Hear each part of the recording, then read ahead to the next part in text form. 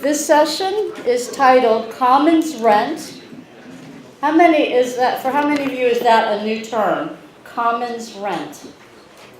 Oh, you've all heard of Commons Rent? Okay. Land trusts and ecological villages. Anthony Trowbridge did a great PowerPoint, and he was in such frequent communication with me about his paper and his PowerPoint. And then a few days ago, some health crisis happened, and he can't be here. But it worked out that an opportunity opened up for him to present to some government official in South Africa. So he said it was a good fate after all. But I'm not sure how much time I'll have. He wanted me to present his PowerPoint on the Zulu village. He calls them learning villages or e-villages, e meaning like electronic villages connected to the internet. So he has a brilliant work he's done on that. But Gordon Abiyama was going to be another speaker to talk about the work we've done with the Odi, Nigeria Ecological Village. He didn't get his visa. But we do have, unexpectedly, at the last minute, Dorota Owen from the Global Ecovillage Network, who I'm going to introduce in a minute. And she's come down from Findhorn, Scotland, so she's got a PowerPoint. I'm really looking forward to her presentation. And then Dr. Dirk Lohr, our professor from Germany, who we're just meeting in person for many of us, this conference. He's also been working with the Commons movement. And so he's going to share his impressions, if you will. Some of us are building some bridges with the Georgist ideas and the Commons movement that's rapidly been growing. And then he's also going to talk a little bit about the land value tax and opportunities in Germany. So Doretta's going first, and then Dr. Dirk Lohr. If we have a little time, I might show some of Anthony Trowbridge's e-village work. Before introducing Dorota, I want to say why I thought this would be a good idea to have this session. In our International Declaration of Individual and Common Rights to Land, which we now Common Rights to Earth, which we're going to be highlighting at the end of our Saturday tour. We're going to be having speeches at Speaker's Corner, and we're going to reissue this document to the world. It states that there's two ways to secure rights to land, and one is simply direct land tenure, and then it's sharing the land rent. We've been talking about sharing land rent and land value taxation, but we've been neglecting the direct land rights acknowledgement. And thus, when we bring that back in, we bring in an acknowledgement of the importance of community land trusts as models. We acknowledge the importance of how we live on the land, the actual land itself. We are learning from our Nigerian colleagues and others about all this land. We know there's so much land in the world, but people are being, by the kind of economy we've created, almost forced to go into the urban areas, where they're not able to often have much of a livelihood there, and then they're losing their traditional lands. We don't seem to have a new vision for how people can live in small communities on the earth. Now, Amir is a farmer, right? That's one of the things you love to do, and you're an architect and all kinds of things. And I'm a psychotherapist and all kinds of things, and a Georgist, but I also am a little farmer too. With my 3 acres and my chickens and my gardens and everything, I love it. You know, it's really important to me. After living so many years in cities, I couldn't take it anymore. But I realized that family homesteading, that ecological villages, that the very inspiring model of how people can re-inhabit or use the best of traditional villages in the world, traditional African and other villages, and just bring in the information systems and the energy. And we can do that all decentralized. Kezia, working with the Garifuna, realized that they don't have a vision clearly of how to live and inhabit their land without holding that vision and actually doing something interesting, creative, sustainable. There's that land grabbing. They can't hold the space if you're not using the space, right? Isn't what you've discovered so clearly? So that's why this session. That's why this session that looks at the ecological villages, and I just love the work of the eco-villages. I think it's so important. I saw the beginning of that movement in the 1970s when Peter and Eileen Caddy, who were the founders of Findhorn, along with Dorothy McLean, that was just starting then. And then I've seen this evolve and evolve. And maybe you're going to tell us that you just came from a conference of 350 people from 50 countries. Boom. It's a really vibrant movement. So with that, I want to introduce Dorota Owen, who trained as an architect. There you go, Emir. And she studied fine art and English literature. She became a lecturer in art, galleries, and museums, and then a teacher in international schools worldwide. She chose to move to Findhorn 2003 for the Ecovillage. She was elected to council member. She's an interfaith minister. She's an ambassador and speaker for GEN, the Global Ecovillage Network. So really happy to have you.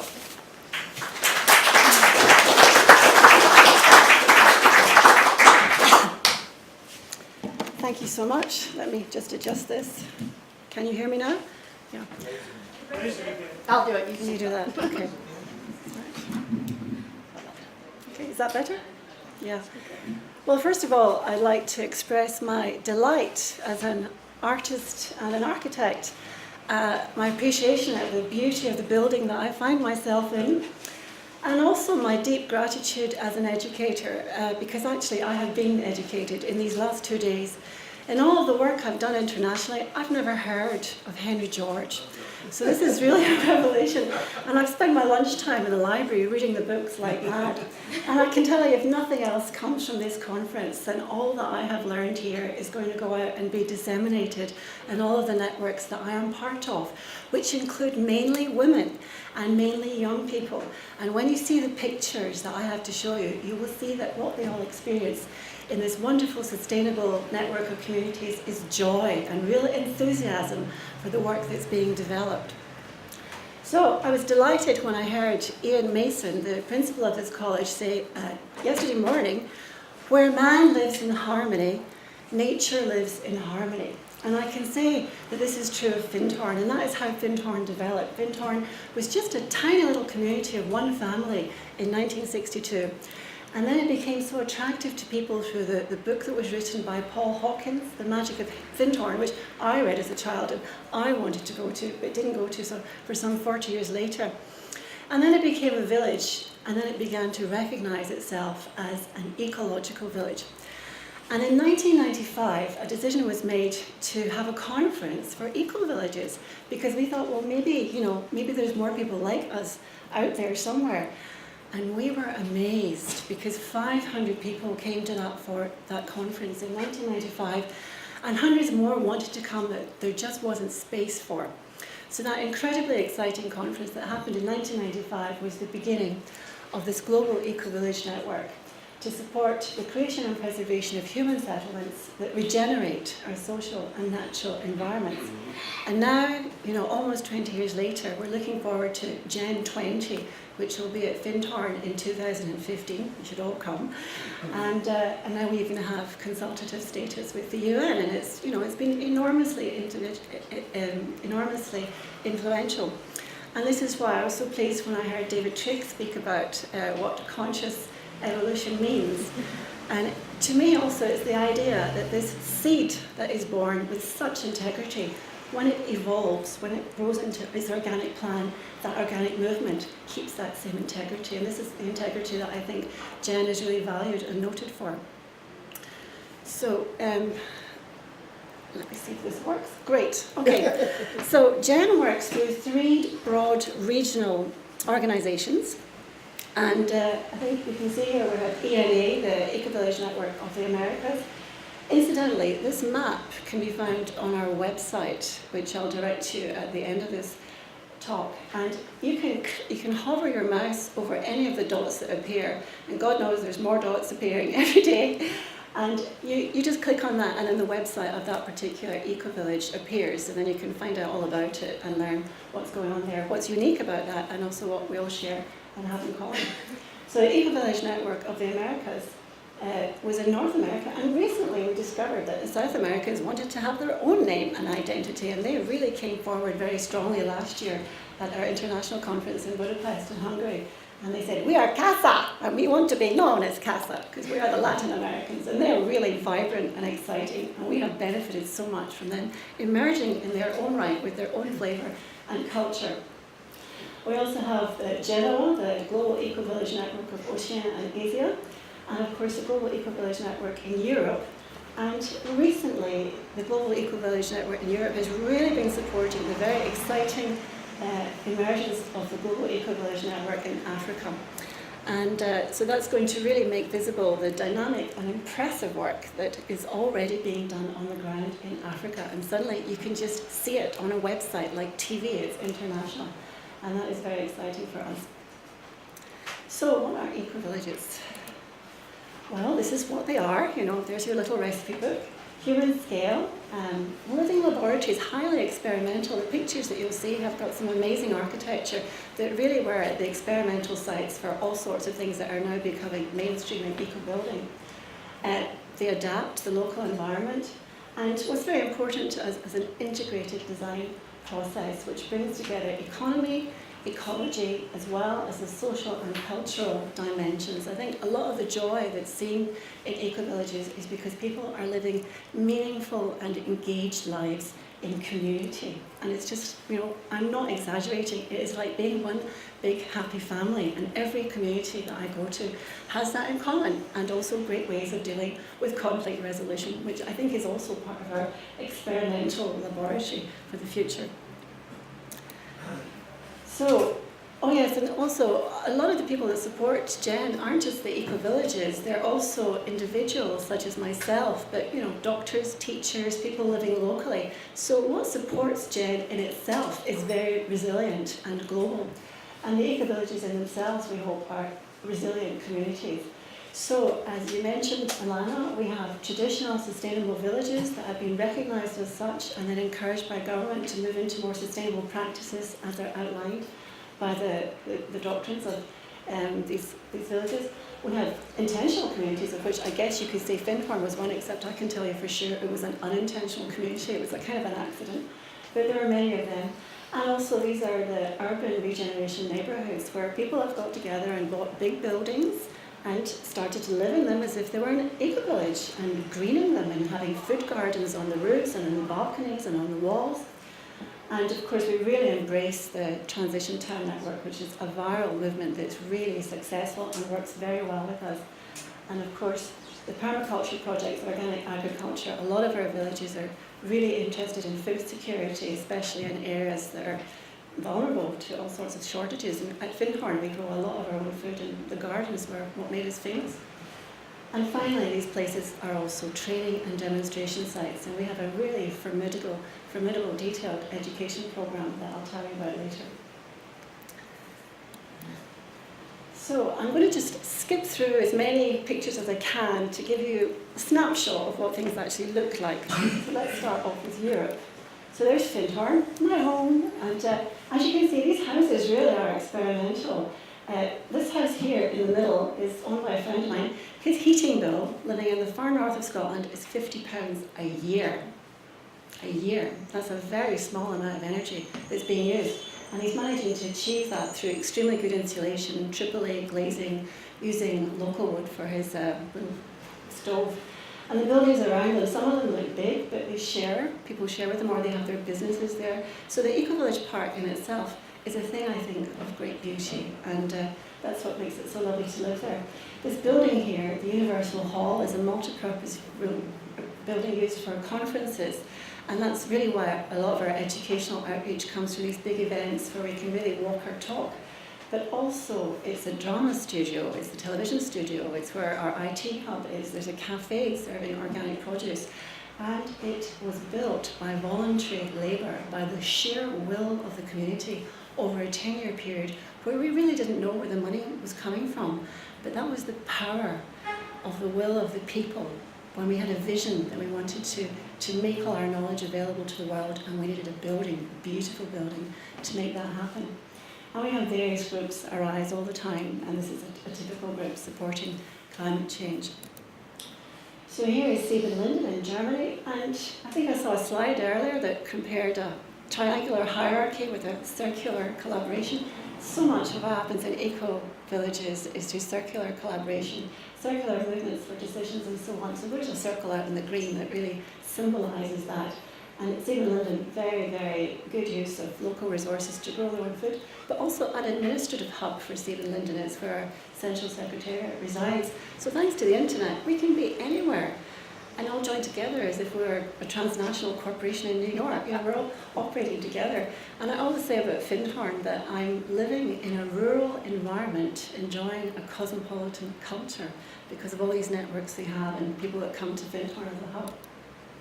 This is Damanhur in Italy, and this is a community that really has a focus on beauty and art.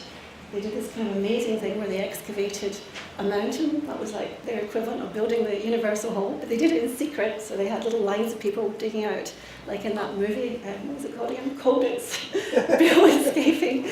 They took all the earth out, and then they built these amazing temples, where really the focus of this community was to make something very beautiful that was the direct manifestation of their understanding of spirituality and their connection with the earth. And in fact, they had no planning permission for this, and ultimately somebody snitched to the local government who just didn't believe it. And they came along and were like, wow, this is our local tourist site. So now lots of visitors come to Damanhur to see this beauty. Damanhur also has its own currency, which a number of the eco-villages do, a complementary currencies. We have them in Findhorn, they're called, I can't remember what they're called, eco something. It means that when you come to the community, you can exchange your bank currency for our local currency, and then the wealth stays there. It doesn't go via Tesco or a shareholder to somewhere in London. We keep the local wealth in the community. So a lot of LETs, local exchange trading schemes, complementary currencies, these economic ideas have really taken root and flourished in eco-villages. Damanhur is actually a federation of eco-villages. Each tiny one is called a nucleo, so it's more like little families joining together. And here's Torre Superiore in Italy, which is actually not that far away from Monaco. Very different culture, but this is one of these villages who found, well, the group of people found an abandoned village, and they thought, well, we can have a village here. And this is just such a great idea. So they all got together, they renovated it, they made their own business producing organic soaps and other things. And now it really is a place of great beauty. Don't think you can go there. There's a waiting list. Everybody wants to go and live there. But on our website, we have various tools, and one of them is a land search.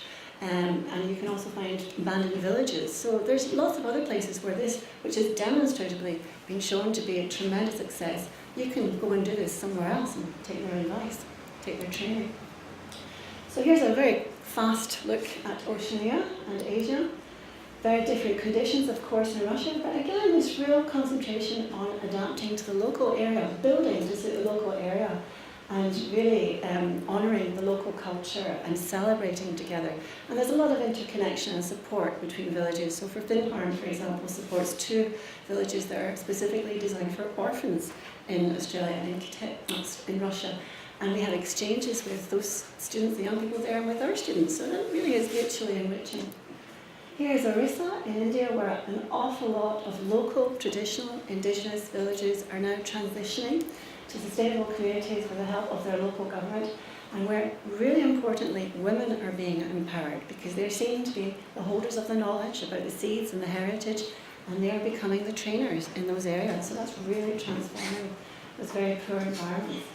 See what I mean about joy? It was always the sign. And here's Auroville in India, which is again like Damanhur, a kind of federation of communities, but they were all originally inspired by the spiritual teachings of the Mother and Sri Aurobindo. So although it's become an eco-village, you can see the spiritual heart. And also you can see the map there at the top.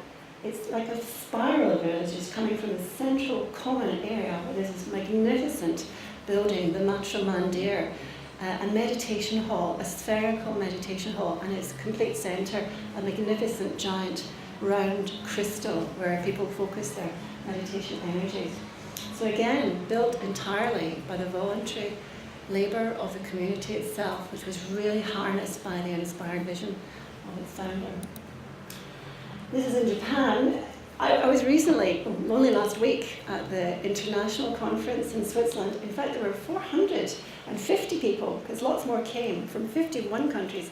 And my roommate was the Gen ambassador from Konohano family. And the stories she had to tell about what it was like to live there, it just sounded like paradise. Very lovely. Now here's a bit about Casa. I'm not even going to try and say that in Spanish, but it kind of translates into Ecovillage South.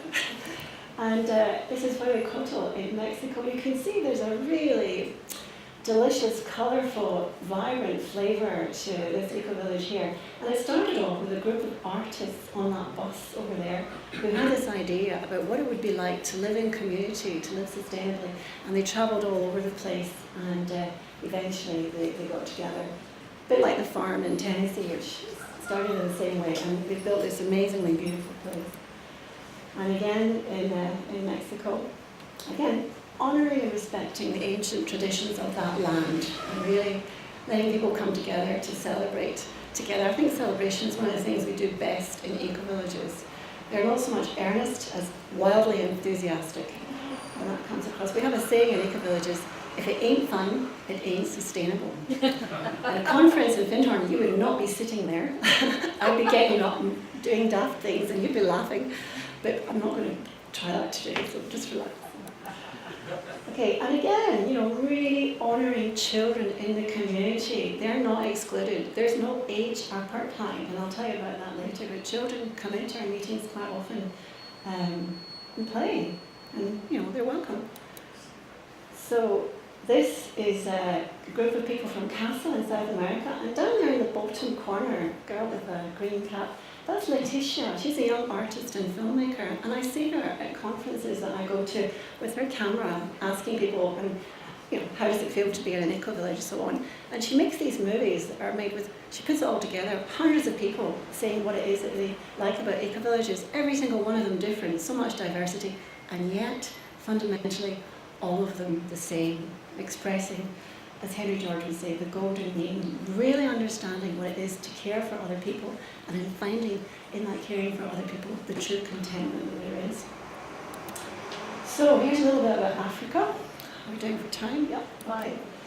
This is Senegal, which is probably the most exciting place on the planet for eco-villages.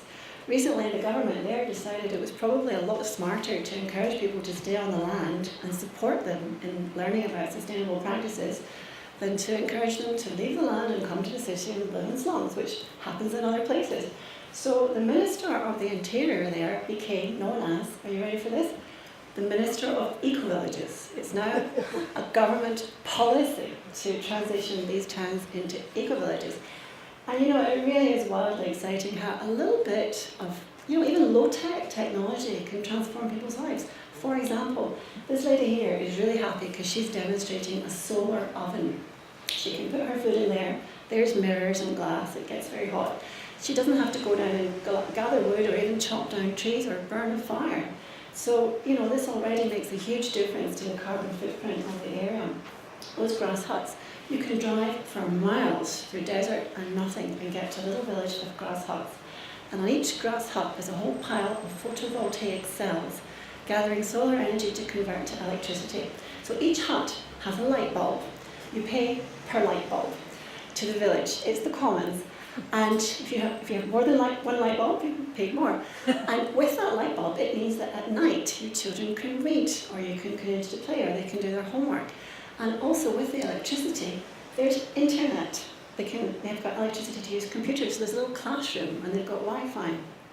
And that means that they don't have to go far, far away to go to school, because all of our courses, for example, are online. So suddenly the world becomes available to the village. Like I said, living in a rural community with a cosmopolitan culture. So Senegal, great place to go, especially next year, December 2014, the World Global Ecovillage Network Conference will be in Senegal. And this is an equally exciting place. We've heard so much about what's happening in Egypt, but Sikkim has been going on for at least 20 to 30 years. I wish I could remember the name of the good doctor who founded this place, but he had been living in Europe and was really profoundly influenced by the theories and writings of Rudolf Steiner. He learned about biodynamic farming and so forth, and he decided to go back to Egypt and to green the desert and to find out what seeds would flourish and how a drip water irrigation system would make that happen. And then he gathered together this social dimension of the eco-village. He brought people into circles, he gave education to women and so forth. So this amazing Muslim community has become an absolute paragon of how an eco-village can fundamentally alter the whole culture of the area around it. And this, to me, is one of the most exciting things. I think many people are familiar with the very, very tragic colonial history of the Congo and the results that have led to a dictatorship that in the past has really destroyed the infrastructure, whatever there was of that country. And yet, things are happening even in the Congo. So look, there's that photovoltaic panel. And now my friend is head of the Ecovillage. She's got a mobile phone and she can charge it and she can call us and we can let her know what's happening. And in fact, now she's part of our worldwide administrative structure. And so there's a couple of great villages developing in the Congo and with even the architecture. So we've been able, with funding from the German Ministry of Foreign Affairs, to bring people from Africa to do part of our training in GEN. And really, this is a wonderful thing to see this north-south cooperation, which GEN is in its position as an agency to connect people is able to do. And of course, also in Ghana, very similar. Ghana is interesting for so many reasons, but they have got an amazing network of educators that are really vibrant and alive. And they're young, and they use Facebook, and they're on the internet, and they're always on the computer multitasking.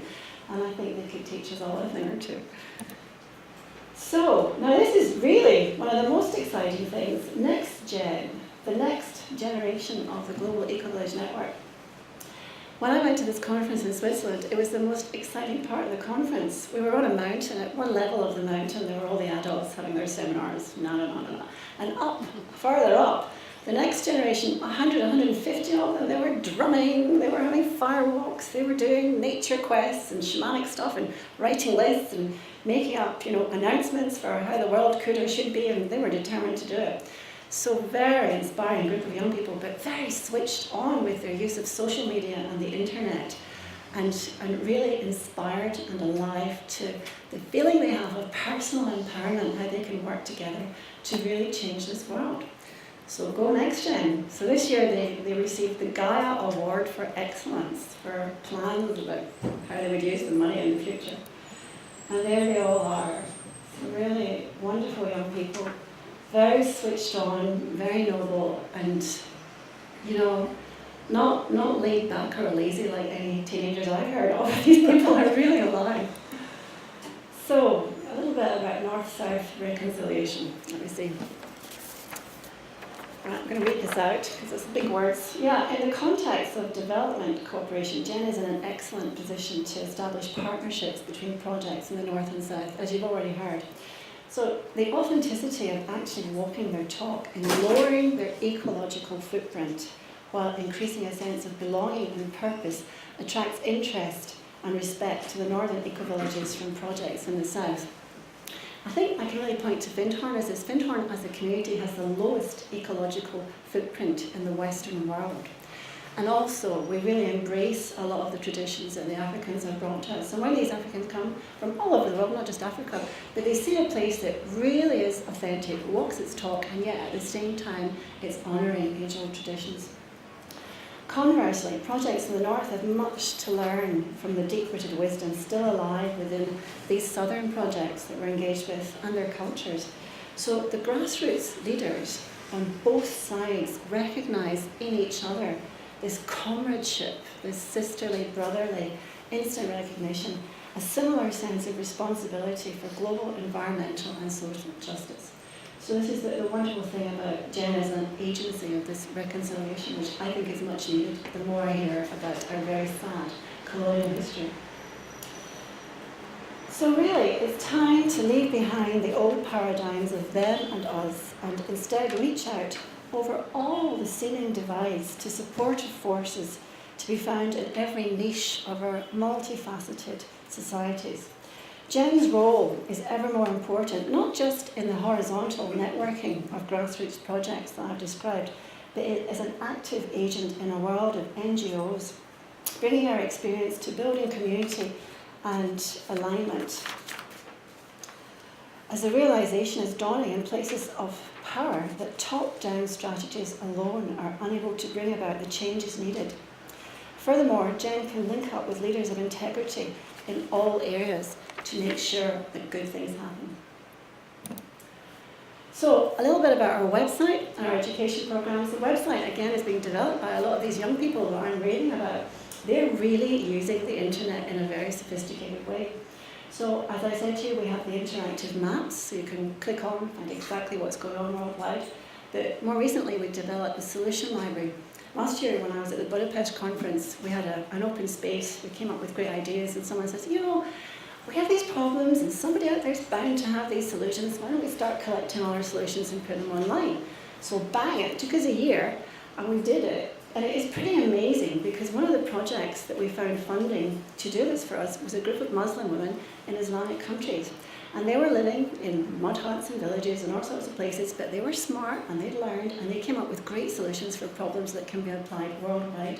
So when you go onto our solutions library, that's who did it. But then also everyone else can do it. It's open up, it's open source. So if you have solutions for problems that you see are worldwide problems, you don't have to all go out reinventing the wheel. There's a place on our website where we can reuse intelligence. We also have measurement tools like community sustainability assessment indicators, measuring your ecological footprint and so on if you want to use them.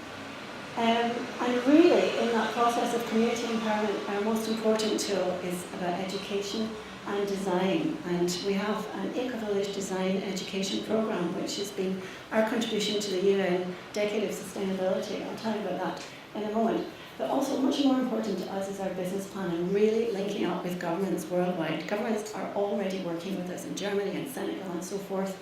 And that's much more effective than saying bad guys and good guys. We recognise we're all brothers and sisters living on this planet, and we need to work together. So this is the education aspect. It's got its own website, Guy Education Net. These are geese.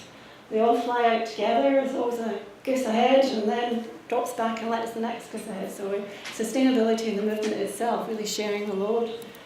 These are what we call the 4 pillars. This mandala we recognise was important to bring in these 4 different ideas of education. So there's all the social aspects: building community, communication tools, personal empowerment, leadership. Celebrating is right there as part of our curriculum, and your local, bioregional and global outreach. So that's the social dimension. Worldview is a holistic worldview. We really listen to others. We're really looking at the health not just of the person but the whole planet, and we are socially engaged. Ecological, all the usual: green building, local food, appropriate technology, use of water, and so forth. Whole systems approach to ecological design. And finally, really important, the economic pillar. A lot of communities fail because they've never really thought how important that is. Surprise.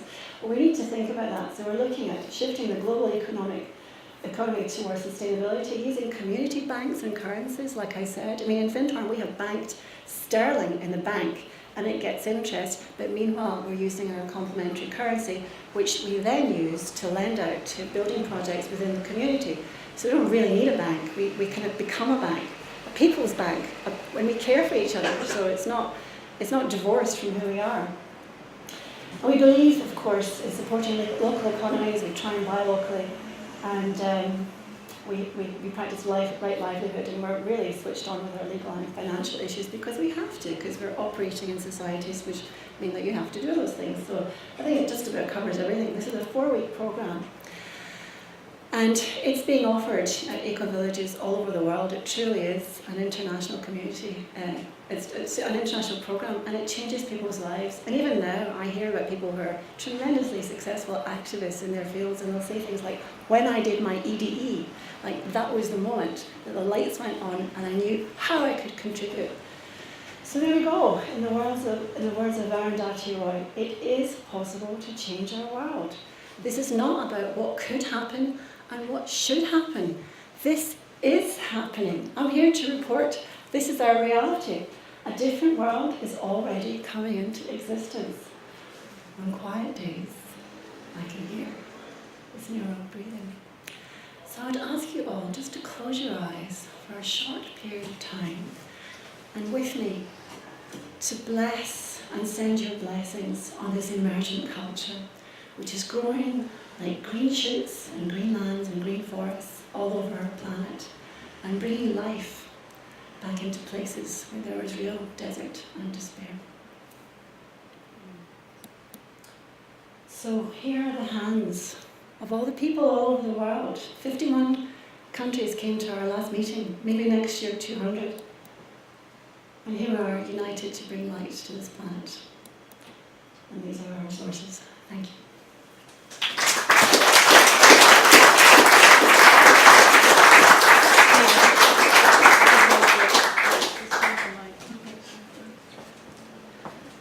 Wow. I'm going to use the moderator's prerogative to ask the first question.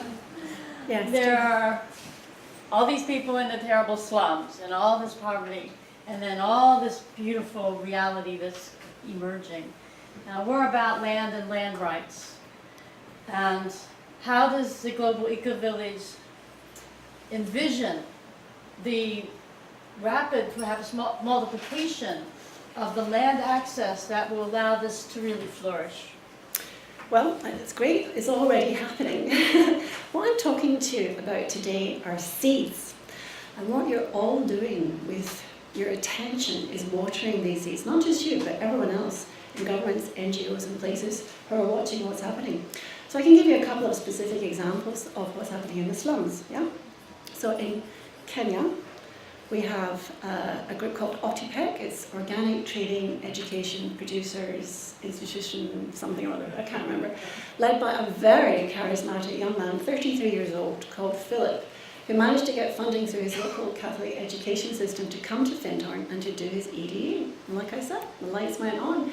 He went back to Kenya and he was inspired.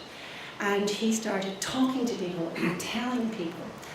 And he became like a Greek groom at a wedding. People started throwing money at him and he managed to mobilise his local area. So they started pushing together a little piece of land, but sometimes they didn't have land, so they filled up bags, rubbish bags, with earth. And then they planted potatoes inside the earth bags. And then they started making vertical fields because they put all these bags. So they didn't even need land to grow, they just needed a post. That was like a beginning. So, you can go online to the GEN website, you'll see and hear the story of Otepec. There's many others like that, so I don't need to describe it in too much detail. Orphanages, so forth. People like Philip who've really become enlightened, and in their enlightenment they've become like Jesus. They've really been able to spread the word and influence other people. And then when you have people of integrity in government or from funding sources who see that, they think, oh great, at last somebody I can trust to carry this out on my behalf, because I'm just an administrator, but these people, they're out on the ground and they're doing the work. So that's just one example. Thank you. Okay, I see Carol. Yes, Carol. Thank you very much. I really enjoyed that. And but it's actually started my mind sort of working here because I live in the UK. We're always told that there's not enough land, that at least there is lots of land, but it's the ownership that's concentrated. 1% owns nearly 70% of the land. And I know that you've only just been introduced to these ideas of Henry George, but if in the UK, if we had a proper land value tax, we would have loads of land to do this. And this has been, my vision for a long time, but what's knocked it down, actually, is if we start building small communities on this newly opened land, all these big estates where people have owned the land for centuries and not done anything with it, it's just been for their own pleasure, that you still have to have infrastructure connecting them. Now, actually, the new electronic media means that you actually don't have to have massive transport infrastructure between them. And so I think this is really exciting. It would be wonderful to create small communities around the unused parts of the UK. Well, I agree with you completely, but I also believe that there are existing communities that can transition, and something like the Transition Network is really, allowing that to happen in some places. Yeah, thank you. Yeah. I also was very excited by what you said, and following on what Carol said, there are a lot of villages in this country and throughout the world struggling to survive, and you say you're talking to governments, where in the UK or in devolved Scotland and Wales, etc., are you engaging in conversations, and how do you see this actually happening? Because you can combine the desire of many in government to actually create sustainable communities with the fact that these communities are dying in the present sort of paradigms. Well, we're still very small, but we are talking, and we talk to local authorities mainly. So about 5 or 6 years ago, the United Nations and the local authorities and Findhorn came together to fund something called CIFA. It's a French acronym, Centre International for Local Action. I can't remember exactly. But we worked with the locality to look at how we could improve things like waste management and more organic farming and so forth. Now, CIFAL in itself has started developing as a global organisation. It has centres all over the place. Again, it's on our website. You'll find out exactly where they are, where they talk to local authorities, because that's really where the action is, because we can really influence local authorities to make changes like instantly. And there's been quite a few films made about this, particularly in cities in South America, where the local authorities managed to make a tremendous difference to the area by encouraging more efficient mass transportation, by changing the land use from, for example, there was one area that was densely populated and was always flooded. So they changed the land use and it became a public park, and they drained it and it became a lake. So, you know, it was acted on. So CIFAL has been tremendously successful. CIFAL also uses the Ecovillage design education as one of its primary educational tools. And now they've got together with other agencies in Edinburgh. You see, you hear the accent, I'm Scottish, not English, so it's a slightly different political environment. And now we've got, in the last 6 months, we've instituted United Nations House in Edinburgh, right there next to the Scottish Parliament, as an agency informing the government about how we really want things to be run in Scotland. So it's seeds, right? It's just small, but they are happening all over the world, and once you see them happening, and once they're successful, they become replicable. And that's what I really want to do. That's my mission, is to get this out there. That it's not pie in the sky, it's not a dream, it's not a could or a should. It really is happening, and with tremendous success in some places. I think this could be the last one. Okay. I sponsor a student doing his A-levels in Uganda. That was my brother persuaded me to, but my background before in South Africa actually. And I went to visit him in April. One of his subjects is agriculture, and he finishes his A-levels this December. So travelling through, I see these little white sacks all over the place. You may know what they are. They're charcoal. They cut the forest, turn it into charcoal, and they take it into the towns and villages because it's cleaner to burn than wood. But this is deforestation. Now, I took this young man to the Uganda Industrial Research Institute because I was interested in a project they had. And they have built a very small cooking stove which cooks producing charcoal. And then they use the charcoal, enriching it with animal waste and so on, as a fertilizer. And they've made 100 odd of these. They cost about $40 to make. We need millions of these to make any difference. How are we getting all out there? Put it on our solutions library. I can't wait to send it out there. Thank you so much for that nugget of wisdom. Thank you very much, everyone.